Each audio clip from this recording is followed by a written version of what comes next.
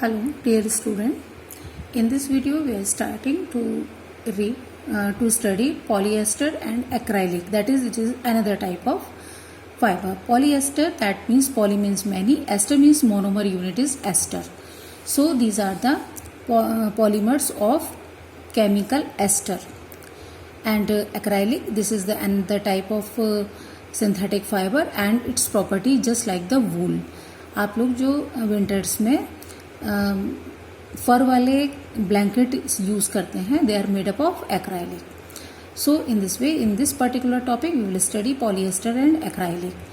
एक बात का ध्यान रखिए, जिस तरीके से नेचुरल फाइबर्स में different all types of fibre, if they are plant fibre made up of cellulose, if they are animal fibre they are made up of protein. इस तरह का कुछ भी आर्टिफिशियल में नहीं होता. That means monomer unit for different artificial fibre will be different. ऐसा नहीं है कि एक ही यूनिट से एक ही मोनोमर यूनिट से डिफरेंट टाइप्स के आपको पॉलीमर्स मिले हैं. ये बहुत इंपॉर्टेंट फैक्ट है यहाँ पर. So this is the reason their formation is quite difficult and we will study that in class 12th.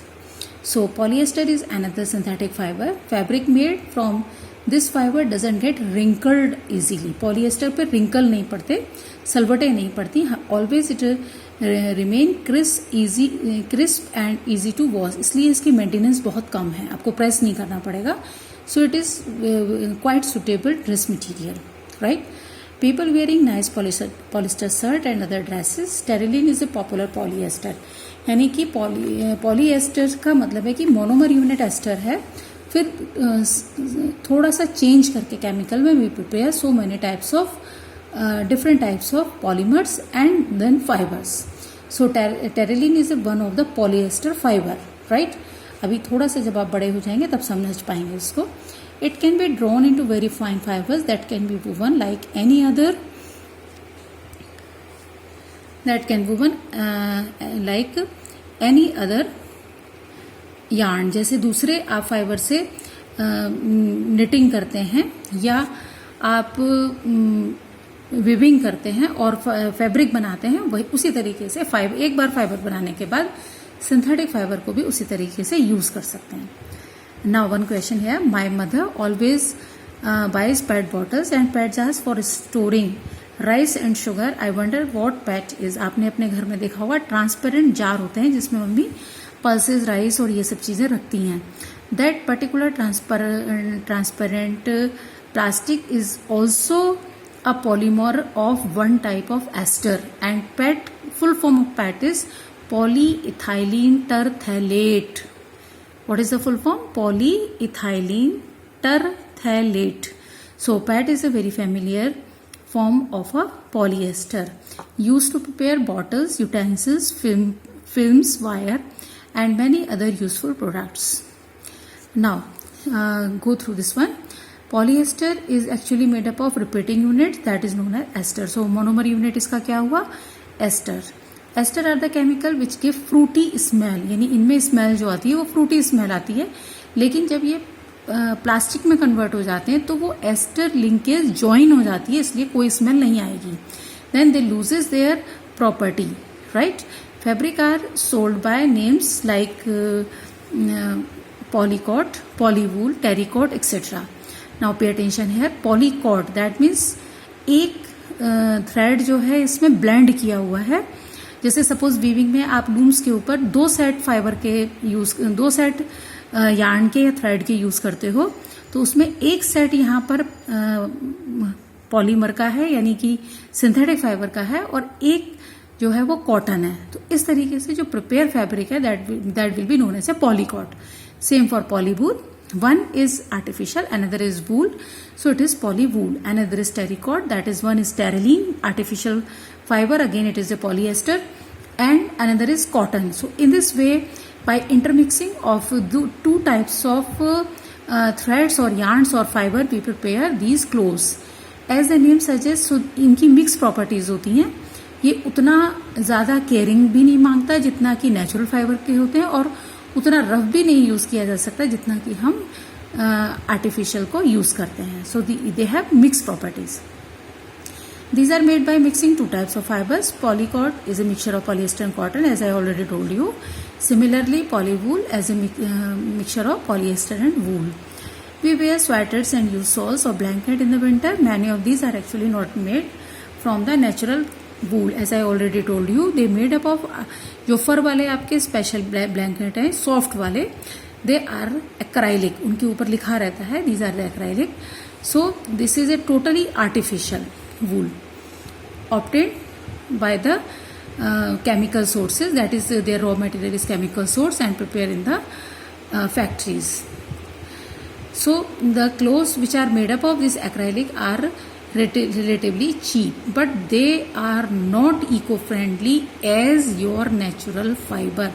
ये केवल बढ़ती पॉपुलेशन को क्लोथिंग देने के लिए है, ब्यूटीफुल कलर्स के लिए है, वैरायटी ऑफ क्लोथिंग के लिए है, लेकिन ये ना उतना कंफर्टेबल होता है, ना ही सेफर होता है आपकी बॉडी के लिए. ये याद रखिए.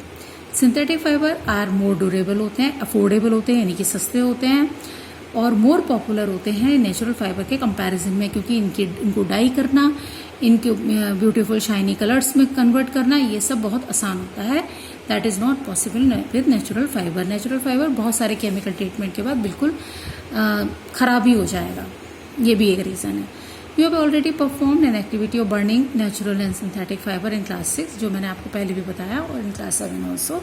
So in this way you can find out this is natural and this is artificial fiber. So by combustion method you can distinguish between them.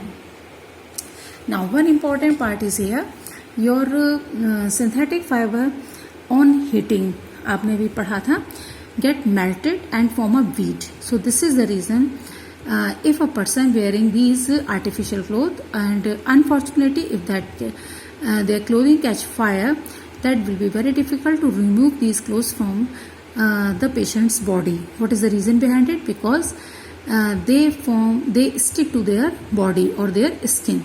So whenever your mother is doing work in the kitchen or you are working in the lab, you never wear these synthetic fiber clothes.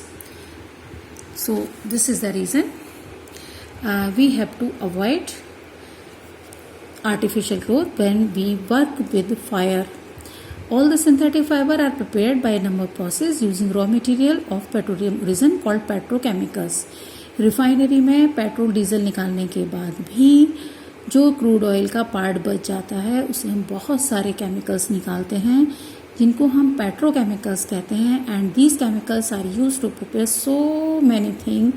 For example cosmetics, dyes, detergents, medicines and so many things. Tyre बनाने के लिए जिन chemicals का ज़रूरत पड़ता है, वो सारे बहुत सारे raw material. So in this way each drop of crude oil from which we prepare petrol diesel after extraction of petrol diesel is very important and used to prepare so many other products also. So out of these, some petrochemicals are used to prepare this artificial fiber. Characteristics of synthetic fibers क्या हैं? Umbrella आप use करते हो, आप rain coat use करते हो, आप अपना बैग यूज़ करते हो, और आप शूज़ यूज़ करते हो. They all are made up of synthetic fibre. So they are very durable, बहुत दिनों तक चलते हैं. वेयर एंड टीयर कम होता है. फंगल और अदर इंसेक्ट्स का कोई इम्पैक्ट इनके ऊपर नहीं होता. बहुत सस्ते होते हैं, आसानी से अवेलेबल होते हैं, मेंटेनेंस नहीं है, प्रेशराइज नहीं करना पड़ता, आसानी से वॉश हो जाते हैं. So they have these qualities, that's why they are very popular among the people. Activity 3.2, take two clothes piece of the same size. One is roughly you can take one रुमाल और one hanky के size का आप ले सकते हो, and you dip them and take the equal amount of water in two container. Dip these cloth piece in these two water containing containers and remove them. Then you again take the volume of these remaining volume of the water in the container. You will see that the container in which you dip natural fiber hanky, that is cotton, that will absorb more water rather than the synthetic fiber. It's a very important part, right? So this is the reason cotton absorb more sweat in summer from your body rather than other synthetic fiber. So cotton is better than other synthetic fiber to wear in summers. Thank you.